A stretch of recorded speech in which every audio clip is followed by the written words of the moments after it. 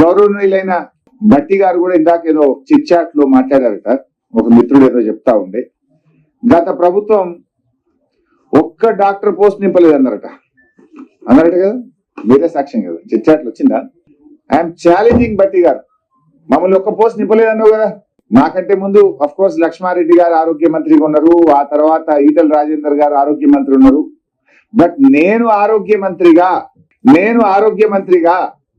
1061 assistant professor పోస్టులు నింపిన, 969 civil surgeon డాక్టర్లను నింపిన, 1520 MLHP డాక్టర్లను నింపిన, 156 ఆయుష్ డాక్టర్లను నింపిన, మొత్తం 30,000 ఉద్యోగాలను ఒక వైద్య ఆరోగ్య శాఖలో నియామక ప్రక్రియకు నేను శ్రీకారం చుట్టి చేసిన.